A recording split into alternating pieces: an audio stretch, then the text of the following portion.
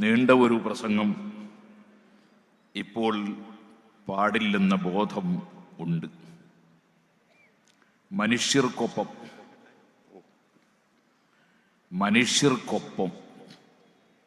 അതെ, കാരുണ്യം, സ്നേഹം, സഹകരണം, സഹായം, സഹവർത്തിത്വം, ഇങ്ങനെ തുടങ്ങി എല്ലാവർക്കും ആവശ്യമുള്ളവർക്കും എല്ലാവരിലും ആവശ്യമുള്ളതുമായ എല്ലാ വിഷയങ്ങളിലും ജാതി, മത, വർഗ, വർണ്ണ, ദേശ, ഭാഷ, രാഷ്ട്രീയ വ്യത്യാസമന്യേ ഒപ്പം നിൽക്കണം.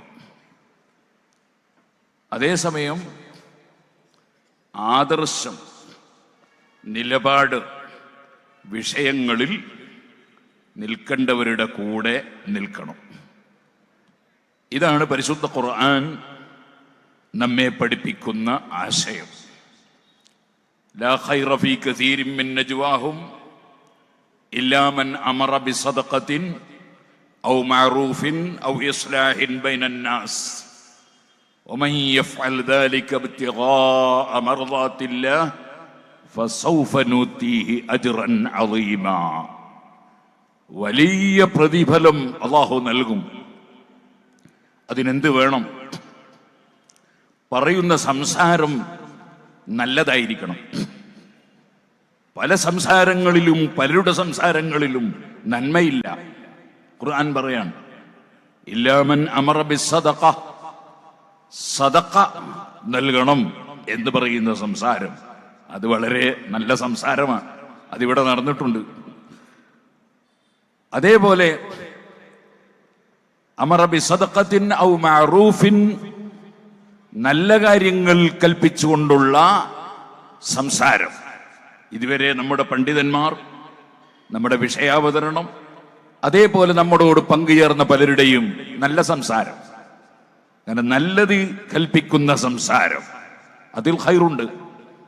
ഔ ഇസ്ലാഹിൻ ബൈനൻ നാസ്, അവിടെ ഖുർആൻ പറഞ്ഞത് ബൈനൽ മുസ്ലിമീൻ എന്നല്ല. ഔ ഇസ്ലാഹിൻ ബൈനൻ നാസ്, മനുഷ്യർക്കിടയിൽ, ജനങ്ങൾക്കിടയിൽ പരസ്പര സാഹോദര്യവും പരസ്പര സൗഹൃദവും ഉണ്ടാക്കുന്ന സംസാരം, അത് നല്ല സംസാരമാണ്. വമൻ യഫ്അൽ ദാലിക ഇബ്തിഗാഅ മർളാത്തില്ലാഹി ഫസൗഫ നൂതീഹി അജ്റൻ അളീമാ.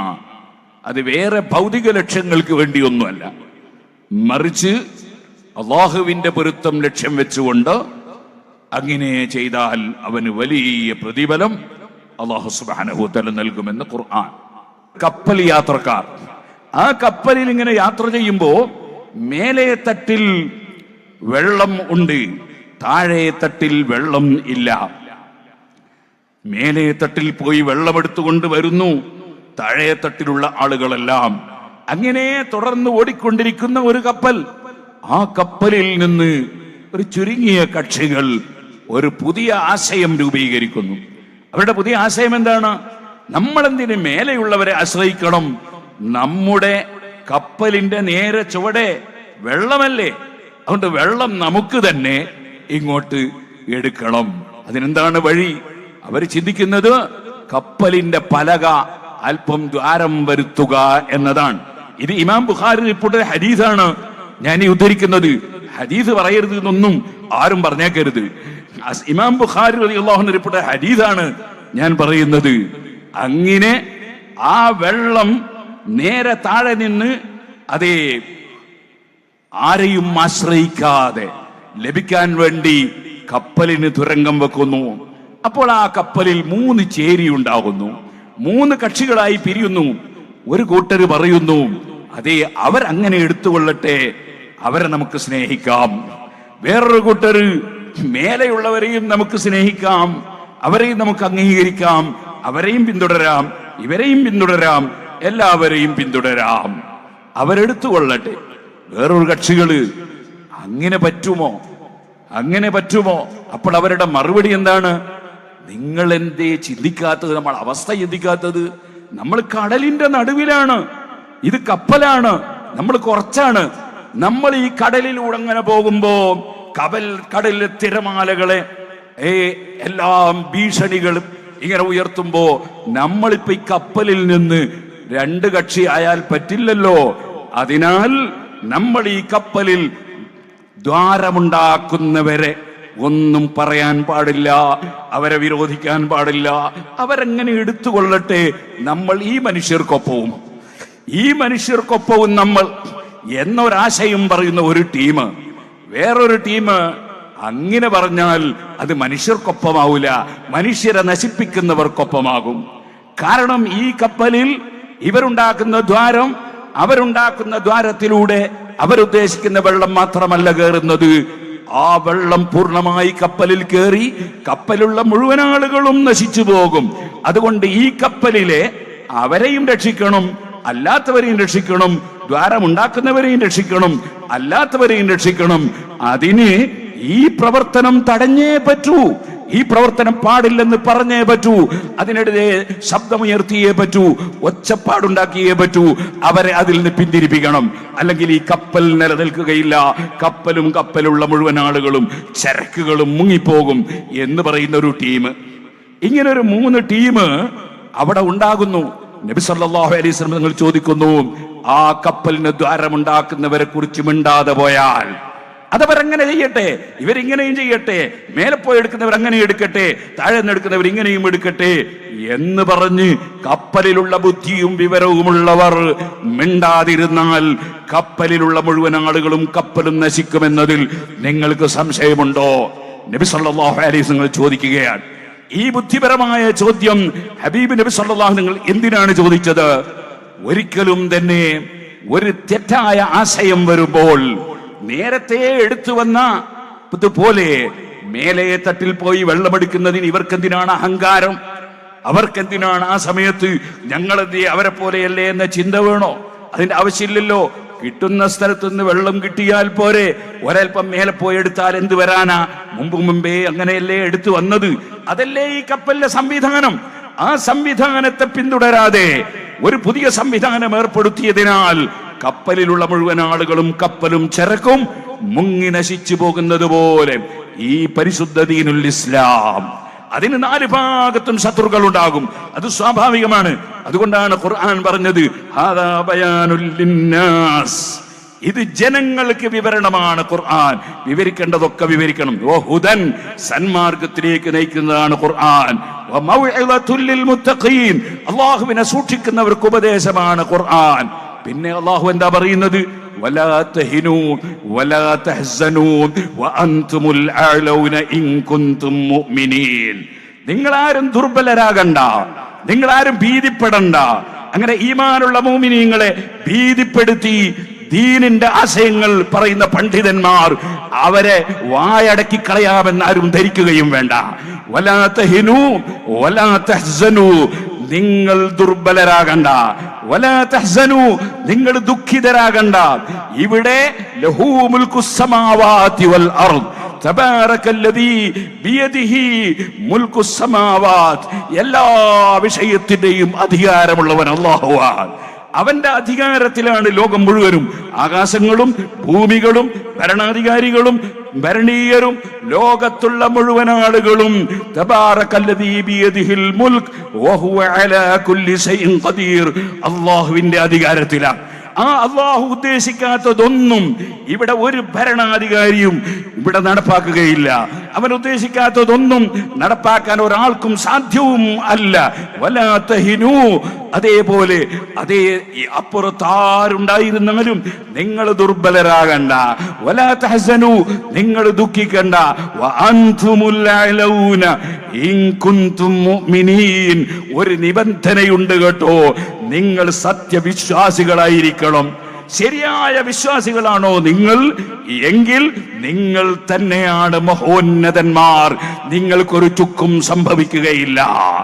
നമ്മുടെ ഈമാനിനെ വിറ്റ് ഇസ്ലാമിനെ വിറ്റ് മതം എന്തായാലും തിരക്കേടില്ല, മതത്തിൽ എന്തായാലും തിരക്കേടില്ല എന്ന ഒരു പുതിയ ആശയം രൂപീകരിച്ച് ആളുകളെ പറഞ്ഞിങ്ങനെ അതാ തിരമാലയുണ്ട് എന്ന് പറഞ്ഞ് പേടിപ്പിച്ച് ഈ ദീനിന്റെ ഹക്കായ ആശയങ്ങളെ, മുൻഗാമികളായ അയിമ്മത്ത് പഠിപ്പിച്ച ആശയങ്ങളെ, ഹബീബ് നബി സല്ലല്ലാഹു അലൈഹി വസല്ലം പഠിപ്പിച്ച ആശയങ്ങളെ, ഖുർആൻ പഠിപ്പിച്ച ആശയങ്ങളെ അത് കുഴിച്ചു മൂടാൻ ഒരിക്കലും തന്നെ പണ്ഡിതന്മാർ അനുവദിക്കുകയില്ല.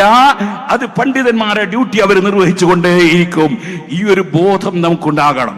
ഞാൻ ആദ്യത്തിൽ പറഞ്ഞതുപോലെ അൽ മുസ്ലിം, ഒരു പരിപൂർണ മുസ്ലിം, മൻ സലിമൻ നാസ്, സർവ്വ ജനങ്ങളും സുരക്ഷിതരാണ്. മിൻ ലിസാനിഹി, അവന്റെ നാവിൽ നിന്ന് സുരക്ഷിതരാണ്. വയദിഹി, അവരെ കയ്യിൽ നിന്ന് സുരക്ഷിതരാണ്. അവരുടെ കൈ കൊണ്ടൊരു മനുഷ്യരെയും ആക്രമിക്കില്ല. ഒരു പരിപൂർണ മുസ്ലിം അവന്റെ നാവ് കൊണ്ട് ഒരാളെയും ചീത്ത വിളിക്കില്ല, ഒരാളെയും നിസ്സാരപ്പെടുത്തൂല്ല. എന്തിനധികം പറയണം, ഖുർആൻ പഠിപ്പിച്ച ആശയം കണ്ടില്ലേ?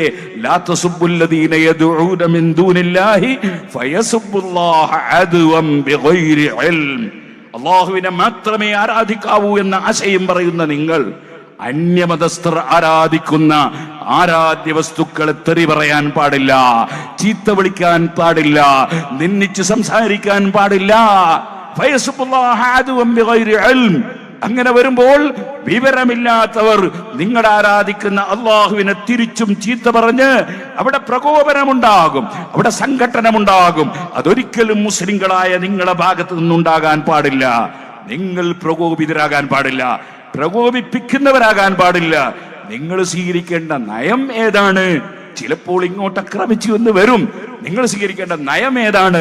ഖുർആൻ ഇത് പഠിപ്പിക്കുകയാണ്. അതേ, നന്മ കൊണ്ട് തിന്മയെ ഉപരോധിക്കുക. തിന്മക്ക് തിന്മയല്ല പകരം, മറിച്ച്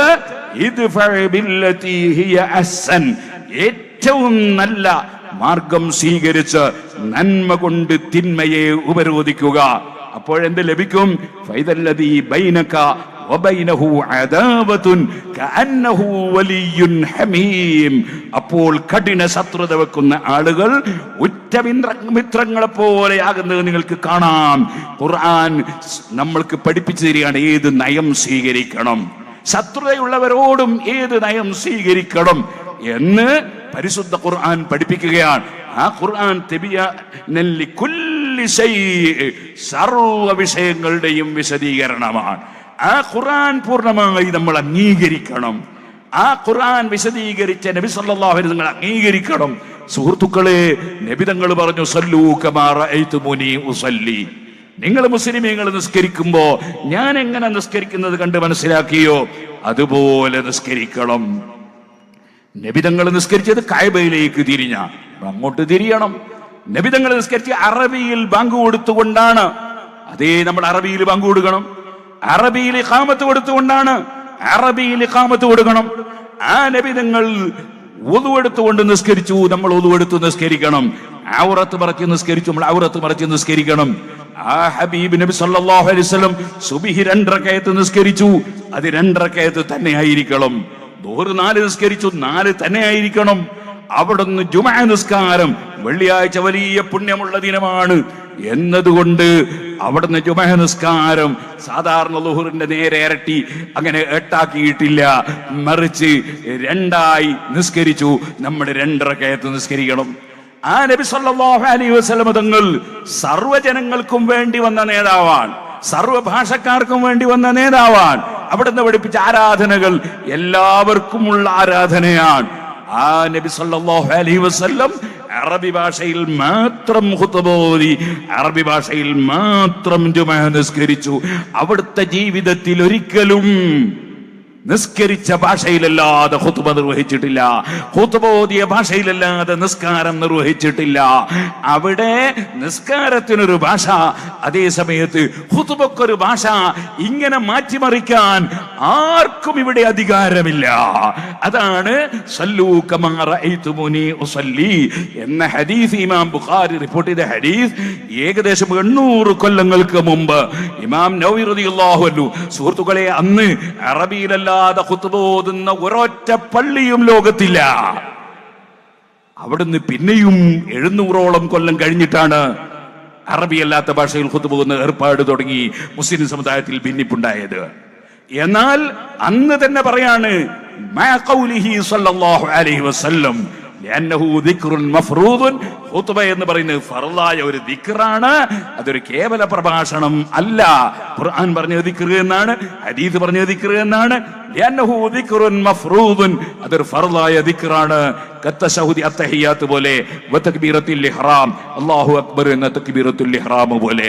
മഅ ഖൗലിഹി സ്വല്ലല്ലാഹു അലൈഹി വസല്ലം, മുഹമ്മദ് നബി സല്ലല്ലാഹു അലൈഹി വസല്ലം പറയുകയും ചെയ്തിട്ടുണ്ട്, സല്ലൂ കമാ റഅയ്തുമൂനി ഉസല്ലി, ഞാൻ എങ്ങനെ നിസ്കരിച്ചു അതുപോലെ നിസ്കരിക്കണമെന്ന്. വകാന യഖ്തുബു ബിൽ അറബിയ്യ, അവിടുന്ന് അറബി ഭാഷയിൽ മാത്രം ഖുതുബ ഓതി, അറബി ഭാഷയിൽ മാത്രം ജുമഅ നിസ്കരിച്ചു. അതുകൊണ്ട് മുഹമ്മദ് നബി സല്ലല്ലാഹു അലൈഹി വസല്ലം നിസ്കരിച്ച ജുമഅയാകണോ, അറബിയിൽ മാത്രം ഖുതുബ ഓതി അറബിയിൽ മാത്രം ജുമഅ നിസ്കരിക്കണം. ഇമാം നവവി റളിയല്ലാഹു അൻഹു അടക്കം എല്ലാ പണ്ഡിതന്മാരും ഇത് തെളിവ് പറയാണ്. ആ ഇമാം നവവിക്ക് കാര്യം തിരിഞ്ഞില്ല, അതേ ഇമാം റാഫിക്ക് കാര്യം മനസ്സിലായില്ല, സൈനുദ്ദീൻ മഖ്ദൂമിന് മനസ്സിലായില്ല, ഇബ്നു ഹജർ ഹൈതമി തങ്ങൾക്ക് മനസ്സിലായില്ല, ഇബ്നു ഹജർ അസ്ഖലാനിക്ക് മനസ്സിലായില്ല, മുൻഗാമികൾക്കൊന്നും മനസ്സിലായില്ല, അവരൊക്കെ വിവരം കെട്ടവരാണ് എന്ന് പറഞ്ഞുകൊണ്ട് നടന്നാൽ വകൂനൂ മഅസ് സാദിഖീൻ എന്ന് ഖുർആൻ പറഞ്ഞ സത്യവാന്മാരുടെ കൂടെ ആകാൻ കഴിയില്ല, പിഴച്ചുപോയവരുടെ കൂടെ ആയി പോകും. അല്ലാഹു അതിൽ നിന്ന് മുഴുവൻ സമുദായത്തെയും കാത്തു രക്ഷിക്കുമാറാകട്ടെ. എല്ലാവർക്കും വളരെ നല്ല ചിന്തകൾ അല്ലാഹു സുബ്ഹാനഹു വ തആല നൽകുമാറാകട്ടെ. അറിവില്ലാത്തവർ പണ്ഡിതന്മാരിൽ നിന്ന് അറിവ് കേട്ട് മനസ്സിലാക്കി അതനുസരിച്ച് നീങ്ങാൻ അവരും തയ്യാറാകട്ടെ. അവർ പണ്ഡിതന്മാര് മതത്തിന്റെ വിഷയം പറയുമ്പോൾ അങ്ങനെയല്ല പറയേണ്ടത്, ഇങ്ങനെയാണ് പറയേണ്ടത് എന്ന് ഇങ്ങോട്ട് ഉറുക്കെഴുതുന്നവരായി തീരാതിരിക്കട്ടെ എന്ന് പ്രാർത്ഥിച്ചുകൊണ്ട് അല്ലാഹു സുബ്ഹാനഹു വ തആല മഹാനായ ശൈഖുന ഉസ്താദ് അവറുകൾ അടക്കം നമ്മുടെ സർവ്വ ആലിമീങ്ങൾക്കും സർവ്വ സാദാത്തുക്കൾക്കും സർവ്വ മഹാന്മാർക്കും പ്രവർത്തകർക്കും സഹായികൾക്കും സഹകാരികൾക്കും ഇതിനുവേണ്ടി അധ്വാനിച്ചവർക്കും പ്രവർത്തിച്ചവർക്കും ഈ ജാഥ ആരംഭിക്കുന്ന സമയത്ത് ഉള്ളാൾ മഖ്ബറയിൽ സിയാറത്തിന് വരെ എത്തിച്ചേർന്നവരും അതിനെ സഹായിച്ചവരും സഹകരിച്ചവരും നമ്മുടെ സദഖ ഫണ്ടിൽ വലിയ സംഭാവനകൾ കൊടുത്തുകൊണ്ടിരിക്കുന്നവർക്കും ഇനിയും ഇൻഷാ അല്ലാഹ് നമ്മുടെ ഈ പരിപാടിയുമായി മുന്നോട്ട് പോകുമ്പോൾ സജീവമായി രംഗത്തുണ്ടാകുന്നവർക്കും എല്ലാവർക്കും അല്ലാഹു എല്ലാ നന്മകളും വർദ്ധിപ്പിക്കുമാറാകട്ടെ. വളരെ സൗഹാർദ്ദത്തിലും സഹകരണത്തിലും പഴയ കാലത്തുള്ള നമ്മുടെ പണ്ഡിതന്മാർ നമുക്ക് കാണിച്ചു തന്നതുപോലെ മറ്റു സമുദായങ്ങളോട് അങ്ങേയറ്റത്തെ സൗഹാർദ്ദത്തിലും സഹകരണത്തിലും ജീവിക്കുന്നതോടുകൂടി അവർ കാണിച്ചു തന്ന മാതൃക പിൻവെച്ച് ജീവിക്കാൻ എല്ലാ മുസ്ലിമീങ്ങൾക്കും അല്ലാഹു തൗഫീഖ് നൽകുമാറാകട്ടെ എന്ന് ദുആ ചെയ്തുകൊണ്ട് ഞാൻ എൻ്റെ വാക്കുകൾ അവസാനിപ്പിക്കുന്നു. വആഖിറു ദഅവാനാ അൽഹംദുലില്ലാഹി റബ്ബിൽ ആലമീൻ. അസ്സലാമു അലൈക്കും വറഹ്മത്തുള്ളാഹി വബറകാതുഹു.